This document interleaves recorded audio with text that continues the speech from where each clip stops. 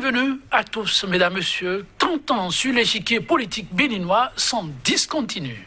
La Palme d'Or, voilà, au parti du Renouveau démocratique PRD et à nul autre. 30 ans faits d'exploits, mais aussi de revers. Les plus cuisants sont, sans doute, ceux enregistrés au lendemain de la réforme du système partisan. Pour la toute première fois en 30 ans d'existence, le PRD ne dispose d'aucun député à l'Assemblée nationale. Sur 77 sièges pour les élections communales, pas un seul élu communal. Même dans son sempiternel fief, le PRD, mesdames, messieurs, aura été détrôné. Inutile de rappeler la saignée à l'interne enregistrée par le parti Arc-en-Ciel. Ces militants de premières heures convoyés en juste noces avec son partenaire politique de l'heure, lui décorchant à tout va toutes sortes de flèches. Et pourtant, le PRD ne périra pas. D'ici son leader charismatique. 30 ans d'animation de la vie politique. Le PRD, le déclin ou la renaissance. Il s'agit là, mesdames, messieurs, du sujet en débat. Et tout de suite maintenant, sur ce plateau, en notre compagnie, à ma droite, monsieur Gilles-Chris Tchidi, journaliste, il est analyste politique. Gilles-Chris Tchidi, bonjour. Bonjour Joël, bonjour à tous nos téléspectateurs que je suis très heureux de retrouver.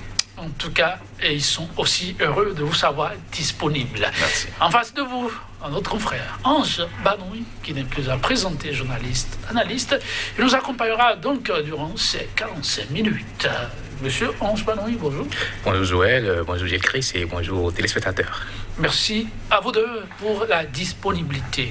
30 ans d'animation de la vie politique. Bilan et perspective, mesdames, messieurs, c'était le terme de l'édition 2020 de l'Université de vacances du Parti du Renouveau démocratique PRD. Une activité suivie de près par bon nombre d'observateurs de la vie sociopolitique, mais aussi par des professionnels, des médias, qui devraient pouvoir faire le point, comme cela se dit, le compte rendu fidèle, mais au-delà, une projection 2021 avec ou sans le PRD, entre autres interrogations qui taraudaient bon nombre d'esprits. Je vais me retourner d'abord vers vous, monsieur Ange Banoui. Alors, comment avez-vous vécu cette université de vacances? En tout cas, il était célébré ces 30 ans de parcours du PRD. Merci Joël. Écoutez, vous savez, 30 ans dans la vie d'un homme, c'est beaucoup. 30 ans dans la vie d'un parti politique, c'est vraiment peu. Et 30 ans dans la vie d'une nation, c'est vraiment insignifiant. Ne soyez pas offusqués par le fait de trouver que 30 ans, c'est vraiment peu pour un parti politique. Mais dans le contexte africain, ça paraît beaucoup. Donc, que cette contradiction nous fasse donc comprendre l'urgence de l'heure qui amène le parti du Renouveau démocratique à véritablement faire une introspection pour véritablement se fixer de nouveaux caps. Et ainsi donc, on peut se rendre compte que depuis l'avènement du Renouveau démocratique au Bénin, le PRD a été l'un des rares partis qui a pu survécu aux différents régimes qui se sont succédés. Et cela, dans une certaine mesure, relève de certains principaux éléments. Quand on prend par exemple l'ancrage idéologique, l'ancrage du parti, le militantisme du parti et également le leadership politique du parti, notamment le leader politique en la personne de Maître Adrien Ngouedji. Je dirais la vie de ce parti se résume autour de ces trois différents éléments qui permettent dans une certaine mesure de pouvoir comprendre aujourd'hui pourquoi est-ce que le PRD se retrouve, je dirais pas, à un des tournants de son histoire. Alors, oui, il faut le dire, depuis 1990, ils étaient un certain nombre de formations politiques à voir le vent en poupe, l'ARB, le Parti du Renouveau, la Renaissance du Bénin, voilà. Ensuite, le PRD, le Parti du Renouveau démocratique, le PSD, pour ne pas le nommer, mais à l'arrivée, presque tous auront disparu, même si le BADEP, par la suite, a regagné le navire. Aujourd'hui, comme ancienne formation politique, on ne citera qu'une seule. Il s'agit du PRD. Alors, Gilles Chris, 30 ans, pour les péripéties, ça paraît quand même extraordinaire en termes d'exploit. Qu'est-ce qui aura fait la différence? Bon, c'est d'abord l'envie effrénée de pouvoir perpétuer cet héritage que constitue ce parti politique pour notamment son président, Maître Adrien Ngouedji. Qu'il vous souvienne que à l'occasion des universités de vacances, que ce soit à l'occasion des conventions ou même des conseils nationaux, le PRD a toujours clamé sa pérennité. Et ça n'a pas encore raté, encore une fois, à l'occasion donc de leur trentenaire, à l'occasion du 30e anniversaire de ce parti politique, où le PRD, à travers la voix de son président, clamait encore sa remontada, un peu comme si on était dans le monde du football. C'est pour dire, et d'ailleurs il a dit très clairement, le président Adrien Ngouedji dans son discours, que le PRD ne périra pas, le PRD ne disparaîtra pas. Donc c'est cette envie-là qui explique la survie de ce parti politique, quelles que soient les péripéties, comme on l'a dit. Par exemple, il y a eu, au-delà de tout ce qui aurait pu avoir comme entrave au fonctionnement d'un parti politique, guerre de leadership, la prédominance de l'argent, par exemple, il y a eu l'une des réformes qui vraiment constitue aujourd'hui pour les partis politiques une sorte de razzia, ou un bulldozer qui est passé par là, qui a rasé tout le monde. C'est la réforme du système partisan. Mais ce parti politique a réussi, clopin, à survivre à cette réforme. La question de savoir, à l'occasion de ce 30e anniversaire, jusqu'où ce parti ira encore, avec les éléments factuels dont on dispose sur le terrain, le statut actuel ou la position actuelle du parti sur l'échiquier politique national. Vous avez rappelé tout à l'heure les acquis au niveau de ce parti. À l'heure actuelle, 0 ministre, 0 député, 0 conseiller, tout court. Donc, est-ce que dans cette dynamique, étant donné que le régime actuel est peut-être au midi, si éventuellement en 2021, le système restait en place, je parle de système, je ne parle même pas de la tête de Patrice Talon, est-ce que le PRD ira encore loin? Ce sont des questions qui méritent vraiment d'être examinées et véritablement à l'heure actuelle. À l'heure actuelle, ce sont des questions qui méritent d'être examinées. Mais le leader a semblé anticiper sur ces questions. Je le citerai, on va ensemble analyser. Il dit, chaque fois qu'il y aura un départ du PRD, et pas du départ, mais pour généraliser des sujets brûlants, c'est du sang neuf qui viendra grossir ses rangs. Le sang neuf de ceux qui seront heureux d'entendre nos mises en garde. Le sang neuf de nos appels à la préservation de la paix, de nos appels au dialogue, de nos appels au respect des libertés, de nos appels au respect de l'état de droit et de nos appels au pluralisme contre la pensée unique, de nos appels, mesdames, messieurs, au respect de la démocratie. Nous sommes d'ici, Maître Adrien Ngouedji, appelés à durer parce que la cause est bonne. Et parce que la cause est bonne, nous sommes dans le cœur des gens, nous sommes dans la mémoire des gens, partie intégrante de leur histoire, partie intégrante de leurs aspirations. Fin de citation. Une phrase qui englobe pas mal de pans de la vie actuelle, vie politique, aussi sociale, que vous le savez encore. Oui, Ange Banoui. Je dirais que le PRD est l'un des rares partis qui est le mieux mis en application, la loi, la théorie, la loi de la survie. Lorsqu'on parle en termes de partis politiques au Bénin, même si les derniers événements sont en train de véritablement l'éprouver. Dites-vous que depuis l'avènement du renouveau démocratique, le PRD a connu une bonne partie de son existence dans l'opposition, une opposition intelligente et intelligible, suivez bien mon regard, quand on se rend compte de cette manière de mener l'opposition, et pourquoi pas d'avoir aussi des coups de franche pour pouvoir infléchir, ou pourquoi pas avoir des pions, même si cela ne transparaît pas de façon inéluctable aux yeux de tout le monde.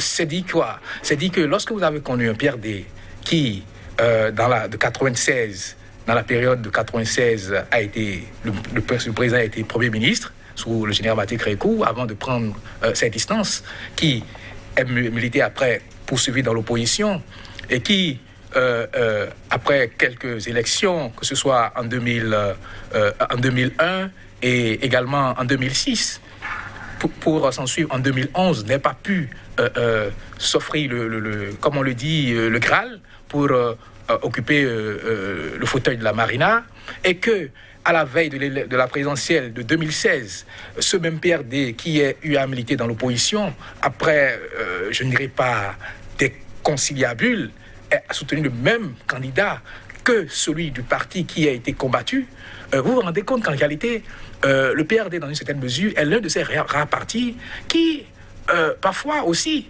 semble pas ambigu, même si, dans une certaine mesure, sa logique pourrait s'interpréter autrement.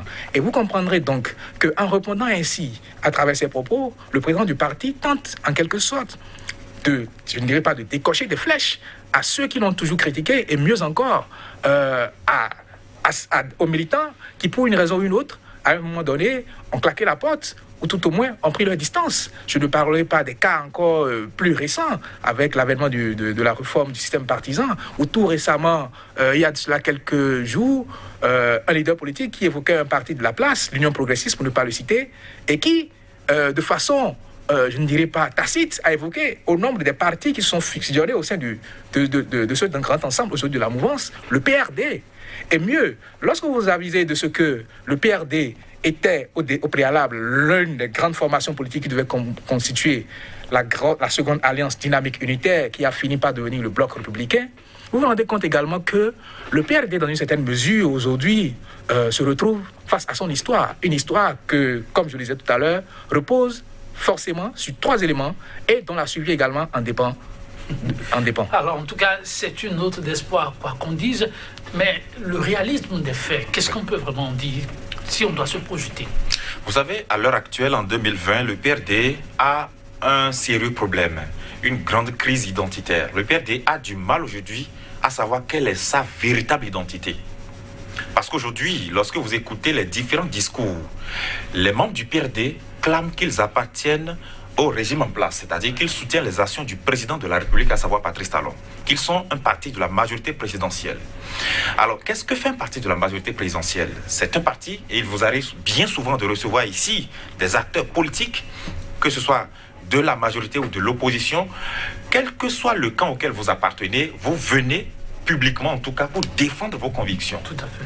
Alors, un parti de la majorité présidentielle porte les idéaux, les projets du régime qui est en place. Il se reconnaît dans le régime. Qu'il vous souvienne ce que disait Bruno Amoussou à l'arrivée de Patrice Talon. Il dit « Nous ne soutenons pas le régime, nous sommes le régime, nous sommes le pouvoir », disait-il. Donc c'est ça, notamment, ce que fait un acteur politique, un parti politique appartenant à un régime donné. Si publiquement, vous posez même, et c'est notre job d'ailleurs en tant que journaliste, vous posez des questions aux acteurs politiques de la majorité pour les amener à critiquer, qu'est-ce qu'ils font? Soit ils gardent le silence, soit ils vous feintent et ils commencent à dire autre chose. Parce que ce n'est pas leur boulot de venir le dire publiquement. Cela ne les empêche pas. Qui vous dit que là, actuellement, Bruno Amoussou valide à 100% tout ce que Patrice Talon fait? Mais pourtant, il ne viendra pas le dire sur Sika TV ou sur n'importe quelle chaîne de télévision publiquement. Mais le PRD n'a pas cette gêne-là aujourd'hui à dire ce qui ne va pas. Même s'il ne dit pas « Ah, le pays va mal, etc. » Lisez très bien les lignes. Le discours de Maître Adrien Oumbédia à l'occasion de cette université de vacances, dont vous venez d'ailleurs de citer un bout, où le PRD, Adrien Oumbédia en l'occurrence, est très à l'aise en disant presque que la démocratie est malade au Bénin. Presque. Parce qu'il dit, essayez de l'abattre, elle renaîtra de ses cendres, etc. Vous n'allez pas nous combattre. Ceux qui nous combattent aujourd'hui sont ceux qui demanderont notre aval demain, disait-il. Alors, c'est qui sont ceux qui combattent le PRD aujourd'hui? On est là pour les c'est justement. Justement, c'est qui ceux qui combattent le PRD? Est-ce qu'on va dire que... Est-ce que vous sentez des membres de l'opposition qui s'acharnent contre le PRD aujourd'hui? Je n'en ai pas l'impression. On dirait que les membres de l'opposition ne savent même pas si elle existe. Justement, donc, je n'ai même pas l'impression. Mais ça ne vous a pas échappé que, à l'occasion des législatives de 2019, le PRD n'a pas pu aller à l'Assemblée nationale. Et c'est à partir de cet instant que vous avez, certainement, moi en tout cas de ma position d'analyste, que j'ai noté le premier acte fort que le PRD a noté pour commencer à se démarquer du régime en place. C'est un premier communiqué après les législatives pour dire que les législatives étaient exclusives, que ce n'était pas inclusif. Ce que les autres partis qui soutenaient le chef de l'État n'ont pas pu dire publiquement, même s'ils étaient frustrés. Tout le monde était frustré d'ailleurs. Mais à partir de ce premier communiqué, couplé avec les violences électorales, où le PRD a encore fléché le régime, parce que le PRD trouvait que le régime a laissé place à ces violences en ne rassemblant pas tous les acteurs politiques autour de ces élections. Et donc, Adrien Oumbédia, lui, qui a porté cette réforme du système partisan, parce qu'il était président de l'Assemblée nationale. Il a fait voter, je dis il a fait voter par abus de langage, parce que c'est quand même sur lui que les lois ont été votées quand même. Et c'est d'ailleurs lui qui censurait des propos à l'Assemblée nationale pour trouver que, ah non, vous avez fait outrage au chef de l'État, vous n'allez pas continuer. Et qui aujourd'hui, curieusement, trouve que la démocratie ne va pas bien. Il ne l'a pas dit ainsi, hein. Mais je lis entre les lignes. Essayez de la battre, elle renaîtra. Elle renaîtra. C'est pour dire que vous nous combattez parce que nous, on défend la démocratie.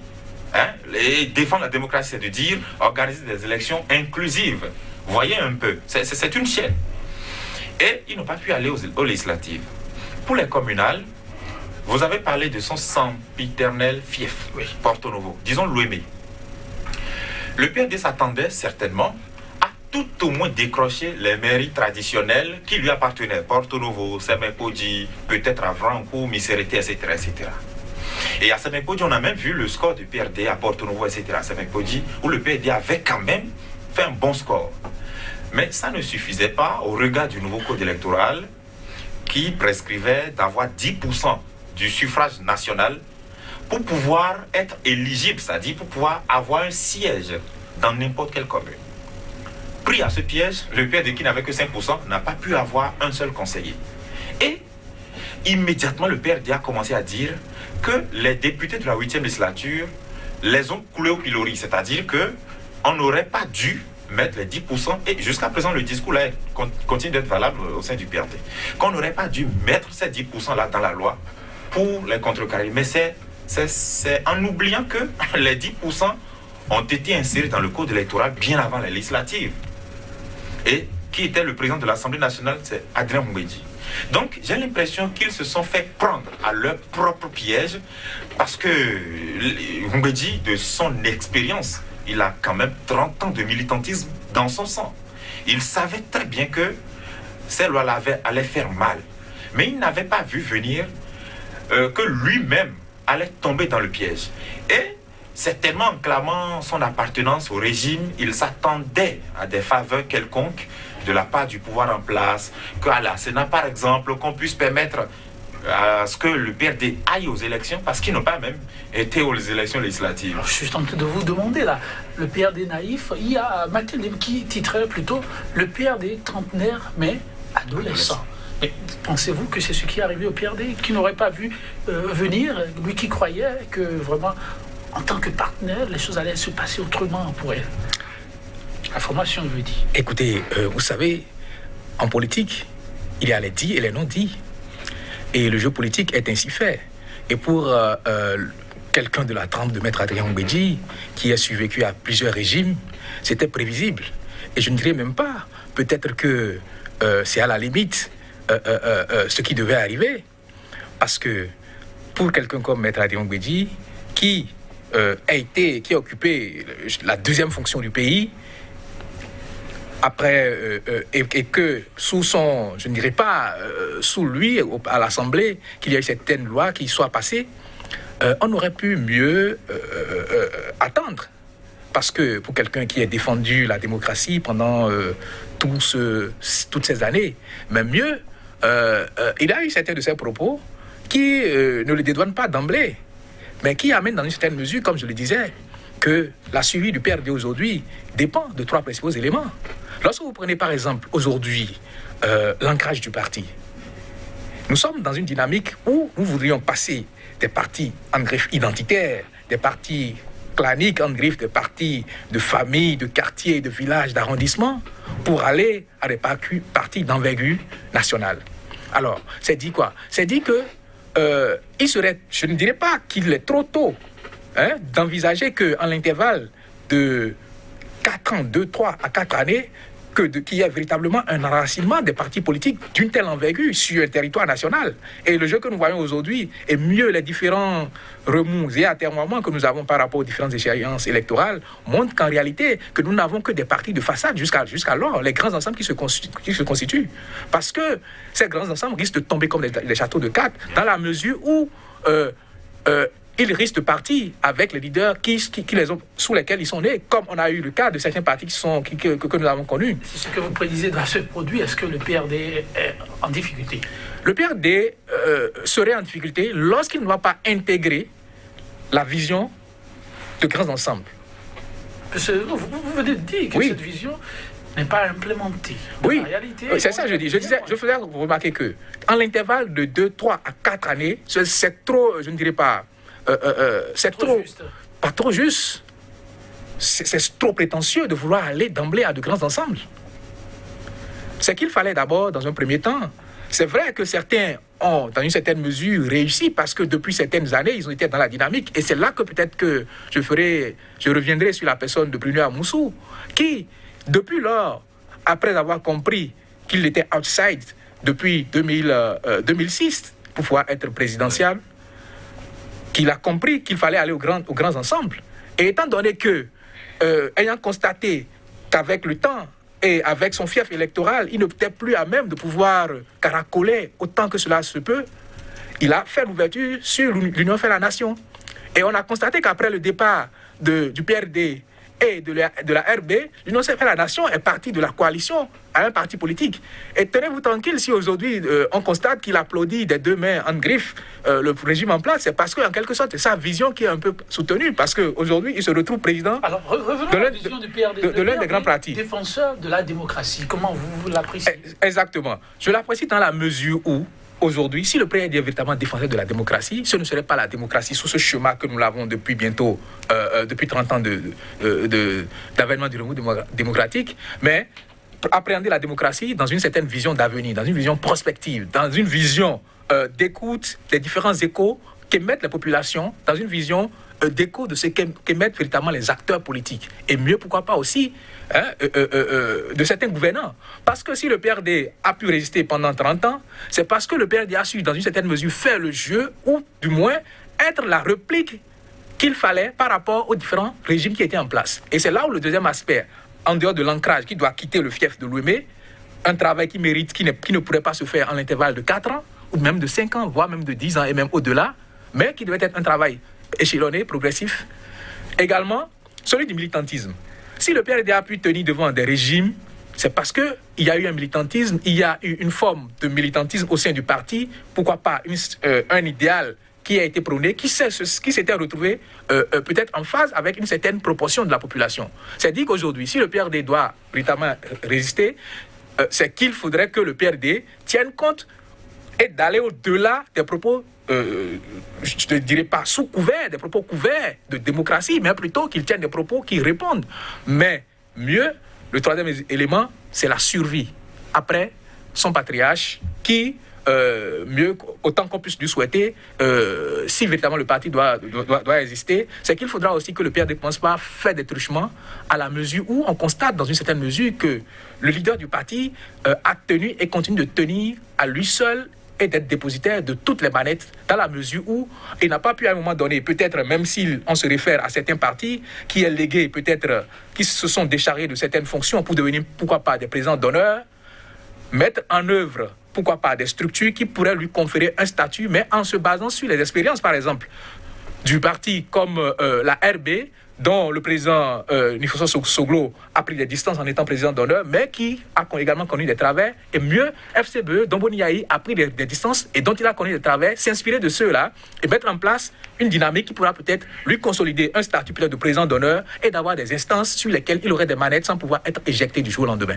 Nous revenons au contenu des données qui tiennent à cœur au grand nombre de populations retrouvées dans le discours du leader charismatique du PRD, Maître Adrien Mbidji, qui m'attelle nos appels plutôt au respect des libertés. C'est ça. Question de liberté, ces dernières années, c'est le reproche fait à un point fini au régime. Et quand Maître Adrien Mbidji le dit, quelle étude vous en faites? Encore une fois, ça témoigne de ce que le parti politique qu'on appelle PRD, à l'heure actuelle, a vraiment du mal à convaincre qu'il appartient vraiment à la majorité présidentielle. Vous savez, la question de liberté est une question qui tient à cœur à certains acteurs politiques qui ont clairement décliné leur bord. Par exemple, vous posez exactement la question à un certain Valentin Dianotin, à un certain Léon Basile Rossi, je ne sais pas, à un certain Sébastien Germain Adjavon, ou ils sont un peu nombreux, hein, qui ont dit très clairement qu'eux, ils sont de l'opposition. C'est sans langue de bois. Le PRD dit, je suis un parti politique de la majorité présidentielle. Je soutiens les actions du chef de l'État. Mais à côté de ce discours, peut-être agréable à entendre, vous entendez le même parti politique dire qu'il fait des appels insistants ou des appels persistants au respect des libertés, à la démocratie. Si actuellement, et je voudrais vraiment inviter les membres du PRD qui éventuellement suivraient et ne seraient pas d'accord avec moi, qui viennent me démentir, si vous posez la question au PRD actuellement, quelle est la santé de la démocratie béninoise, ils vous diront qu'elle n'est pas au bon fils, que la démocratie béninoise n'est pas bonne. Vous leur demandez, est-ce qu'au plan des libertés, le Bénin est vraiment bien placé? Est-ce qu'ils sont fiers du Bénin actuellement? Ils vont vous dire que c'est non. Ils peuvent trouver d'autres manières pour le dire, autre que ce que je dis là. Mais moi, je vais droit au but. Ils vont vous dire que c'est non. Ils peuvent dire oui, mais... Vous comprenez? Donc, le PRD aujourd'hui est dans une posture qui vraiment le rapproche beaucoup plus de l'opposition que de la majorité présidentielle. Mais vous savez, aujourd'hui, le parti du Renouveau démocratique a du mal, peut-être, à s'affirmer comme un parti de l'opposition pour certaines raisons. Qu'ils vous souviennent qu'en 2015, lorsque Adrien Mbedi accédait au perchoir en tant que président de l'Assemblée nationale, c'était d'une seule voix près, face au candidat du régime d'alors, qui était Kwame Kouché. Et comment cela avait-il été possible? C'est un secret de polichinelle aujourd'hui. C'était grâce à une télécommande qui était surnommée Télécommande de Paris. Aujourd'hui, le chef de l'État, Patrice Talon. Ça veut dire quoi? Sans avoir été au Bénin, Patrice Talon, depuis l'extérieur, était tellement capable de bouger les pions au Bénin et donc de placer qui il veut à la tête de l'Assemblée nationale, ce qui a été fait. Ça veut dire qu'à partir de cet instant, le PRD était dans un pacte avec Patrice Talon. Le moment où le PRD devait lui rendre l'ascenseur, c'était en 2016, où Patrice Talon, contre leur surprise, dit « je veux être candidat ». Parce que c'était peut-être pas, ils n'ont pas vu ça venir. Et le PRD, contre toute surprise, peut-être au sein de l'entourage de Patrice Talon, va soutenir Lionel Zinsou. Vous vous rappelez bien. Tout à fait. Et à ce moment-là, Patrice Talon réussit à gagner les élections, mais le PRD disait déjà que ce parti, enfin nous, on ne veut plus faire l'opposition. Il avait dit déjà avant la présidentielle, pour dire que c'est fini, nous allons maintenant miser sur le cheval gagnant. Et avant qu'on aille aux élections, Adrien Mbedi a accordé un entretien à la télévision nationale. L'entretien existe encore sur YouTube, les gens peuvent aller suivre, où il a dit des choses très graves vis-à-vis de Patrice Talon, de Sébastien Diavon, qui étaient des opérateurs économiques et qui voulaient aller aux élections. Il disait, vous voulez qu'on confie notre pays à un commerçant? Celui qui a appris à chercher de l'argent, il a dit des choses sérieusement graves. Mais quand le chef d'État est venu, ils ont eu du mal à assumer leur posture naturelle. La posture naturelle, c'est de dire, bon, on a perdu l'élection, on fait face au régime parce que de toute façon, on a défendu une conviction que le peuple n'a pas voulu, on reste dans notre position pour relever les insuffisances d'en face. Ils n'ont pas fait ça. Ils ont dit, nous soutenons. D'accord. Et après, vous avez certainement entendu le discours de Adrien Mbedi qui va dire au palais, vous avez hérité d'un État fragilisé, fragmenté, descendu de son piédestal, dans la logique peut-être de flatter le chef de l'État pour lui montrer qu'on est avec lui. Mais peut-être aussi, je dis peut-être, que le chef de l'État tient peut-être à la loyauté ou est peut-être rancunier sur le plan politique, je n'en sais rien, ou en 2019, lorsque le même PRD, avec à sa tête toujours Adrien Mbedi, porte ces réformes-là, avec les 10%, avec tous ces paramètres rigides, ils n'ont pas su que ça allait travailler contre eux-mêmes. C'est pour ça qu'eux-mêmes ils le disent, et l'un des membres du PRD l'a encore dit la semaine dernière sur un plateau de télé, que le parti fait le constat qu'il appartient à une mouvance qui travaille pour l'écarter. Vous voyez? Mais dans tous les reproches qu'on pourrait faire au parti, s'il ne faut pas dire qu'ils ont fait quand même preuve de loyauté. Parce que je dis, comme pour flatter l'ego de Patrice Talon. Or, dans les faits, on a vu presque les yeux fermés, peut-être si j'exagère, cette formation à l'Assemblée a accompagné Patrice sur toutes les réformes, même les plus décriées par les militants à la base. Oui, là, ce n'était pas de la loyauté, c'était des preuves pour montrer au chef de l'État que leur accompagnement était sincère. Ils voulaient juste racheter de l'erreur de la présidentielle. Vous savez, un soutien à l'occasion d'une élection est décisif. C'est crucial. Patrice Talon a gagné l'élection parce qu'à lui, s'était rallié près de 22 candidats, ou 23, si je ne me trompe. Alors, il a eu 65% à l'issue de cette élection-là. Si le PRD, au premier tour, s'était rallié à lui, peut-être qu'il serait premier pour le compte du second tour. Vous voyez un peu ce que je veux dire. Donc, les hommes politiques n'oublient pas souvent ce genre de choses. Et Patrice Talon, Oui. Voyant sa rigueur, sa ténacité, n'est pas du genre à oublier ce genre de choses. Donc, c'est peut-être pour cela que, tout en prenant acte de ce qu'ils ont fait à l'Assemblée nationale, en constatant les actes qu'il a posés, en censurant tel ou tel, le chef d'État savait très bien qu'il était en train de faire tout ça pour ses propres intérêts, parce qu'ils ont dit on ne veut plus faire l'opposition parce qu'on ne bénéficie de rien jusque-là. Donc on veut faire la majorité présidentielle, on veut faire la mouvance pour nos propres intérêts. Ils ont été clairs. Alors, mais le chef de l'État ne voulait pas se prêter à ce jeu-là, et sachant très clairement que si lui il perdait le pouvoir à cet instant précis, le PRD changerait immédiatement de camp. Donc, il a laissé faire, et pour les législatives, ils les ont oubliés. Pour les communales, le PRD s'est encore senti hors du jeu. Donc, finalement, le PRD aujourd'hui est dans une situation où il se demande, est-ce qu'on va finalement revenir sur notre promesse pour dire, bon, finalement, franchement, on fait le constat selon lequel, franchement, cette mouvance ne nous arrange pas. Que faire pour 2021? Bon. Tu dis, on y revient. Mais Ange Banoui, le PRD, ardent défenseur des questions de liberté, en tout cas, aller entre les lignes du président, est-ce que pour autant cela fait de la formation une formation qui migre vers l'opposition? Écoutez, on dit de façon courante que celui qui désire la pluie ne doit pas craindre la boue.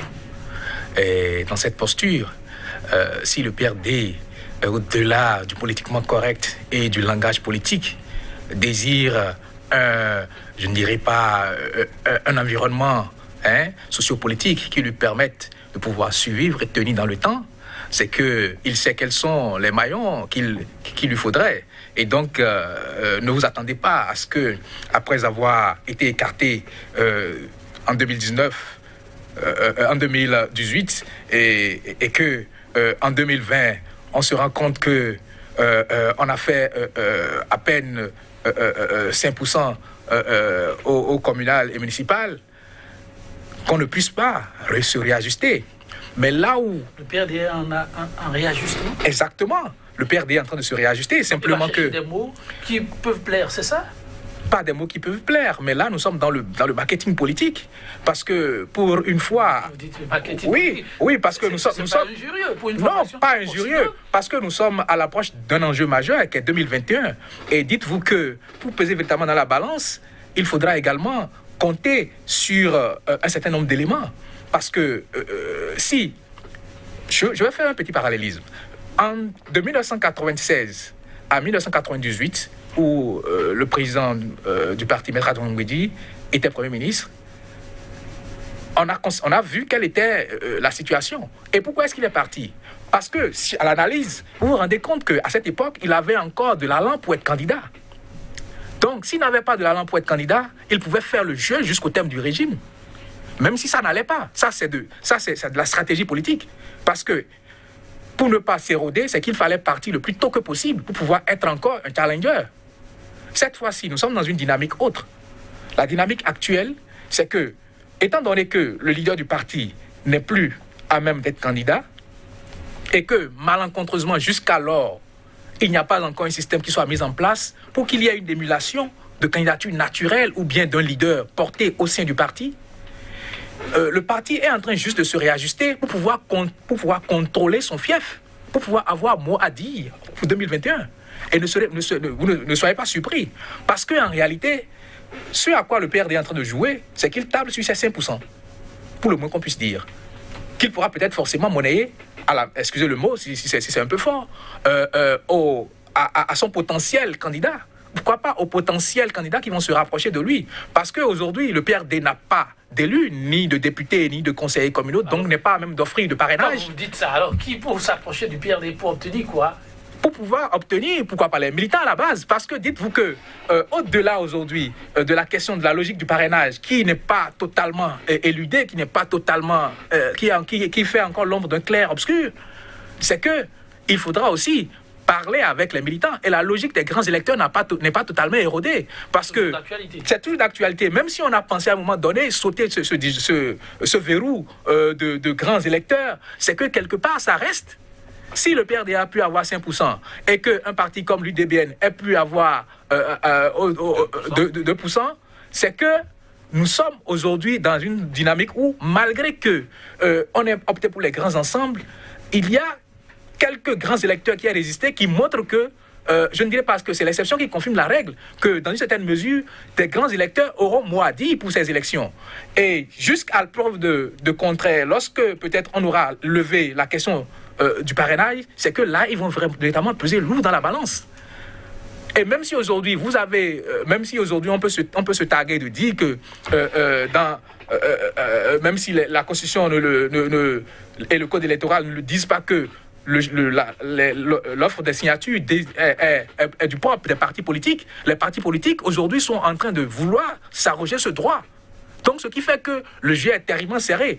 Et tout va se jouer jusqu'à l'instant où, à ce niveau-là, les choses vont se lever. Et c'est là où vous comprendrez que le PRD est en train de mettre comme on le dit, il est en train de sortir les petits jeux pour pouvoir véritablement tenir et pouvoir véritablement avoir mot à dire. Sans quoi, si on restait dans la logique des parrainages, la seule chose que le PRD aurait à vendre, c'est peut-être les militants à la base. En tout cas, le PRD, pour la marche effectuée aux côtés du régime jusqu'à présent, peut se féliciter de ce que ces fiefs traditionnels ont bénéficié, comme bon nombre de localités, d'un certain nombre d'infrastructures. Je cite plutôt là le rapport. Ce ne sont pas mes propos. Les congressistes ont pu constater que la ville de Cotonou, la ville de Porto-Novo, voilà, et autres villes ont bénéficié d'infrastructures. Mais pas suffisant, martèlent des militants qui espèrent que lors du Conseil national et du congrès extraordinaire, mesdames et messieurs, qui auront lieu courant novembre-décembre, de grandes décisions pourraient être prises. Certains militants, tu dis, appellent même à ce que la formation puisse avoir son candidat pour 2021. C'est une noble ambition. Ok. Tout parti politique est créé pour conquérir et exercer le pouvoir d'État. Donc, c'est l'objectif premier de tout parti politique, ça. C'est bien de la part de ces militants. Je voudrais ajouter à mes idées précédentes d'abord que, en cherchant peut-être les paramètres qui justifieraient cette position actuelle du PRD, n'oubliez pas aussi, et Ange l'a rappelé, que lorsque le chef d'État voulait engager la réforme du système partisan, il avait nourri l'ambition d'avoir pour lui un seul parti politique, c'est-à-dire qu'il le soutienne, un seul parti politique. Ça n'a pas marché. Et lorsque le PRD avait été sollicité pour fusionner avec Dynamique Unitaire, devenu bloc républicain, le PRD était dans le processus. On voyait le PRD déjà fusionner. Mais finalement, abracadabra, Adrien Ngouédi va dire non, le PRD ne peut pas disparaître, le logo, l'arc-en-ciel et tout ça, c'est des acquis. Il faut qu'on pérennise cela. Qui vous a dit que ça avait plu au chef de l'État à l'époque? Qui vous a dit que Patrice Talon avait bien apprécié cela? Et voyez le sort réservé à tous les partis politiques qui ont refusé de fusionner jusque-là. C'est une interrogation, c'est un constat. Mais parlant de la présidentielle 2021, vous voyez, le PRD est dans une position vraiment difficile. Et l'appel des militants surtout, que pourra-t-il se passer? Parce que le PRD, à l'heure actuelle, n'a aucun conseiller, tout simplement, encore moins un maire ou un député capable de parrainer. Et le PRD peut nourrir l'ambition comme tout bon parti politique. À l'heure actuelle, il y a FCBE, par exemple, qui dit qu'eux, ils auront leur candidat et qu'ils vont solliciter des parrains. Est-ce que le PRD, avec sa posture actuelle, peut convaincre le régime en place pour qu'on puisse lui passer ses élus pour parrainer un candidat? C'est une question. Je te dis, lorsqu'on est allié, ce n'est pas possible. On est allié, cela ne signifie pas qu'il ne faut pas se dire certaines vérités. C'est pour ça, oui, je suis d'accord. Mais c'est pour ça que je mettais l'accent sur le cadre des vérités que le PRD libère. Est-ce que c'est publiquement qu'un soutien à vous ira vous vendre? C'est ça la question. Nous, on ne sait pas quels sont les types d'accords qu'il y a entre les chefs de l'Union progressiste et le chef de l'État, de toute façon. Mais rien ne dit, et d'ailleurs, c'est fréquent que vous puissiez entendre des acteurs politiques appartenant au bloc républicain ou à l'Union progressiste se plaindre. Dire, mais vraiment, ça chauffe, franchement, on ne sait pas. Et ils nourrissent l'espoir pour le futur. Mais ils sont là. Et ils ne le diront jamais publiquement. Pourquoi le PRD se trouve à l'aise à le dire? Donc, dans cette posture, est-ce que moi, Patrice Talon, je compterais sur ce parti-là comme l'un des partis très sûrs? Pour la présidentielle, c'est une grosse question. Connaissant l'homme et voyant son parcours, vous répondez? C'est que, franchement, Patrice Talon, ça va être difficile pour lui de cautionner ça. Permettez rapidement, oui. Je vous dirais que voilà le Conseil national, le congrès des militants à la base qui demande à ce que la formation puisse avoir son candidat en 2021. Je dirais à la suite de Gilles Christ que, en réalité, la politique n'est pas figée. elle est évolutive. Et rien ne nous dit aujourd'hui que peut-être que le PRD serait l'antichambre, peut-être je ne dirais pas de André, pour ne pas être trop caricatural, de la quatrième roue de la carrosse du parti. De quel parti? Un griffe de pouvoir en place. Ok. Oui, parce que... Le pouvoir en place, Oui, le pouvoir en place a-t-il déjà une troisième roue? Vous avez dit quatrième. Je ne dirais pas que non, ou peut-être que c'est la formule qui n'y convient pas. Mais dans une certaine mesure, c'est que ne soyez pas surpris que lorsque les choses vont se démêler, que peut-être que le PRD ait un candidat. C'est de la réelle politique. Parce que jusqu'à l'heure où nous parlons, rien ne nous dit encore que voilà la logique selon laquelle les parrainages seront effectués. Voilà la logique selon laquelle, même si le code électoral le dit, 8 et Totbi, et que la Constitution le précise également pour ce qui concerne la logique du parrainage, que nous ne serons pas, à un moment donné, obligés d'y faire face ou que nous allons y renoncer. Et dans quelle mesure? Si aujourd'hui, la logique était de partir d'avoir un nombre restreint de candidats et que, dans une certaine mesure, avec le PRD, les choses évoluaient, c'est qu'il est possible que le PRD puisse avoir un candidat. Et ce candidat pourrait, dans une certaine mesure, être la grosse surprise. Dans la mesure où aujourd'hui, lorsque vous écoutez ce qui se dit, que tout le monde parle de l'opposition, que tout le monde parle de la gouvernance du pays, et que peut-être ce candidat-là arrive peut-être à challenger les véritables candidats du parti, et que ce soit peut-être cette cinquième roue de la carrosse qui veille sauver la face au régime en place, ne soyez pas surpris, ce n'est pas de la politique fiction, mais c'est bel et bien possible. 2021, avec le PRD, comment ça peut se jouer? Ça va être votre conclusion? D'accord. Alors, je vois que 2021, ça, c'est la présidentielle de toutes les incertitudes. Dans tous les camps, on ne sait pas actuellement qui sera le candidat de l'Union progressiste. On ne sait pas à l'heure actuelle qui sera le candidat du Bloc républicain. Alors que ces deux partis politiques ont une possibilité d'avoir des candidats. L'Union progressiste, ce parti politique, à l'heure là maintenant, a la capacité d'avoir 5 candidats s'il le veut. Mais c'est pour ça que la question du parrainage est très sensible. Et j'ai le sentiment que le régime en place ne veut plus revenir dessus. L'Assemblée nationale n'ira pas retoucher à ce principe lorsqu'on écoute le porte-parole du gouvernement, Alain Orla, qui dit que ce n'est pas un verrou mais un filtre. Et que les candidats, que ce soit indépendants... Avec cette précision, on peut se projeter dans 2021, oui, de quelle façon? C'est pour dire que oui, le PRD peut, je suis d'accord avec Ange, peut contracter des pactes. La politique, c'est un milieu de tout et de tous les contrats, de toutes les saletés, si on peut s'exprimer ainsi. Donc, tout est possible. Mais je sais que ça va être... Bon, je préférerais de tous les jeux, parce que si on dit saleté, ça risque de... Je conclue en disant que ce soit le parti du renouveau démocratique, que d'autres partis politiques, moi, je voudrais vraiment entendre encore une fois. C'est pour ça que j'ai salué la position des militants tout à l'heure. Je voudrais entendre encore une fois les partis politiques réglementairement autorisés par le ministère de l'Intérieur sur la question de la présidentielle. Merci beaucoup. Et non, moi je dirais une chose.